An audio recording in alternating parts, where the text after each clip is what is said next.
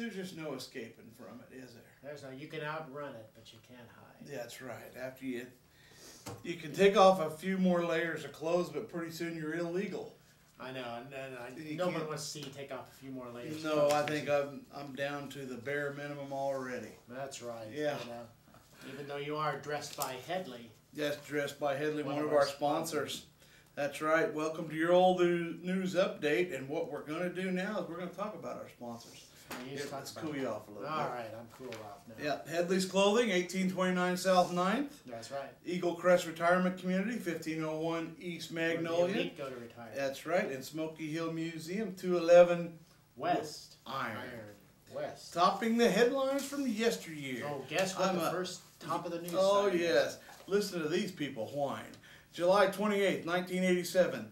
The lazy, hazy, and sizzling days of summer definitely have arrived. In Salina, the temperature has yet to hit the century mark this summer. We've already hit it about 15 times. But it's come close in the last several days. Here they are complaining about 97, 98, 99, 96. We're going to hit 109 today, folks. 109. Well, that would, 98 would be just like winter weather. That's Might as well get out your overcoat. That's right. That's all right. Well. Oh, I long for those days of 90-degree weather. Oh, I know. That'd be a cold wave. Cold front. Yeah. Well, anyway, we're going to go back 75 years and see if they had better luck. It's on July 23rd, 1937. Harvest is over for the score or more of youngsters who have been gleaning wheat by sweeping out boxcars, or perhaps even by less legitimate methods.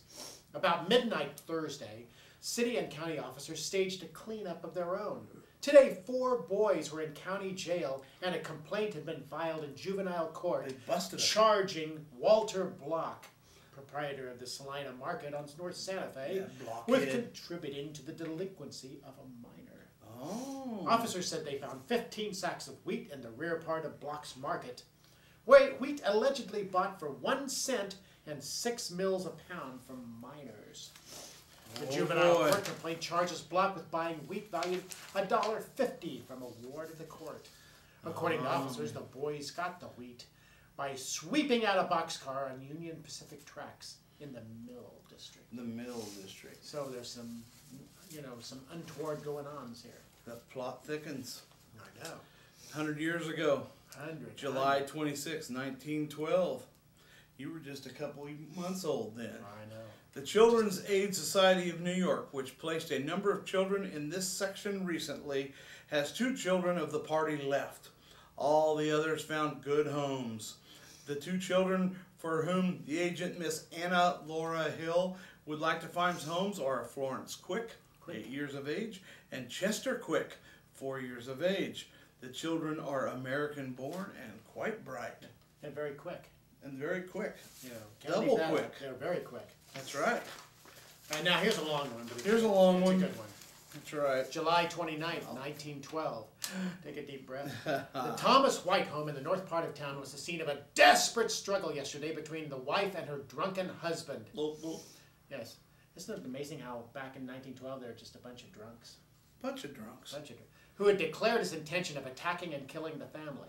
As a result of the terrible beating his wife gave him, White is still in bad condition at the home of his father, Thomas White Sr. on South 9th, with several deep gashes in his scalp and the possibility of a fractured skull. Man, the Whites had separated. I got a headache just thinking about it. The Whites had separated a week ago. I wonder why.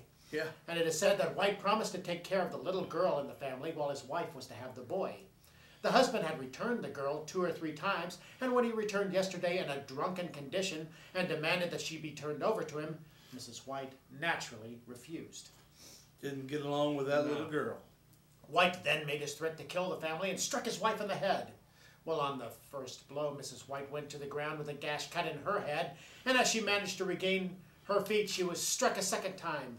This time she managed to fall up against a window and as soon as possible started to run. Her husband started after her, but as he is slightly lame, he fell and Mrs. White, and mentally. And Mrs. White wrested the club from him.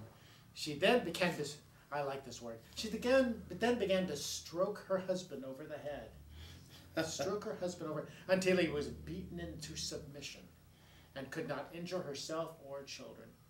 Man. Just another day in the White family. That's right. Just another day. Read more about the way things used to be in the look back section of Monday's Salina Journal. And we hope if you beat anybody, you'll beat the heat. Yep, and stay cool, my friends. That's right, and we'll see you yesterday.